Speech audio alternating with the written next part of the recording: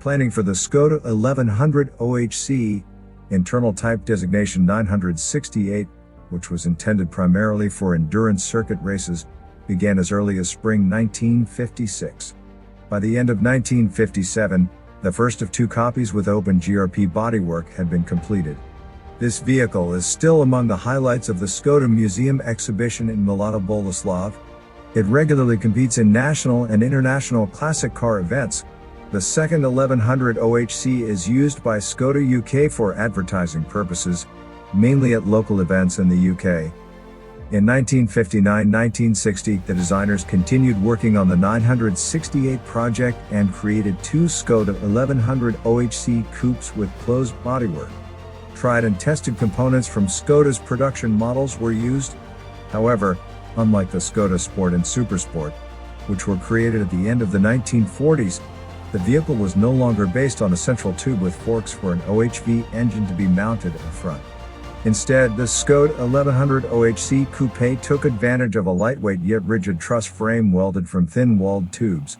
Trapezoidal suspension, consisting of two triangular wishbones arranged one above the other, was used for the front wheels, while a coupling axle with trailing arms was installed at the rear.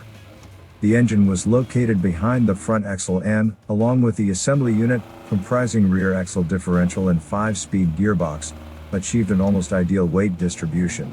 The handling of the dynamic racing car was outstanding. The ŠKODA 1100 OHC Coupé was powered by a naturally aspirated inline 4-cylinder engine. The cylinder and crankcase were made of aluminium and were derived from the Skoda 440 Spartak, as was the crankshaft. However, the racing car significantly exceeded the Spartak's output of 40 horsepower at 4,200 revolutions per minute thanks to its optimized combustion chambers and OHC valve drive, a compression ratio of 9.3:1, 2 carburetors, double dynamo battery ignition from Bosch, Scintilla Vertex magnetos, and many other modifications.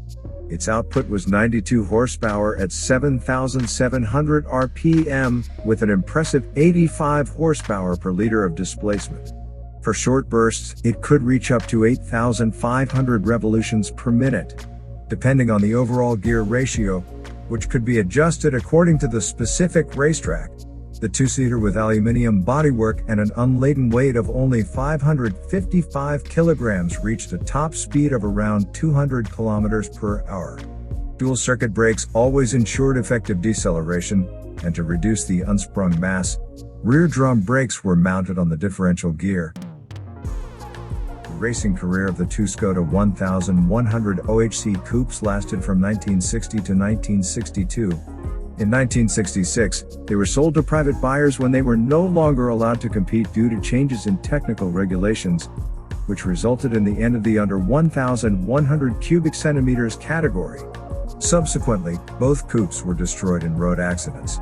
The owner of the first vehicle, the surviving components of which were used in the reconstruction, replaced the engine of the 1100 OHC with a production 4-cylinder with OHV valve timing from a Felicia. The original engine was on display for a long time in the vocational school in Mladá Boleslav before it was finally installed in the reconstructed 1100 OHC Coupé. The second coupé caught fire in an accident. The driver managed to escape from the vehicle, but the aluminium bodywork was irreparably damaged. The dismantled, one-of-a-kind rear axle with integrated gearbox had been part of the collection at the National Technical Museum in Prague before it was donated to the ŠKODA Museum 25 years ago. The ŠKODA Museum acquired the truss frame, which had been cut into 3 parts, along with the complete front axle and other surviving parts from a private collector in 2014.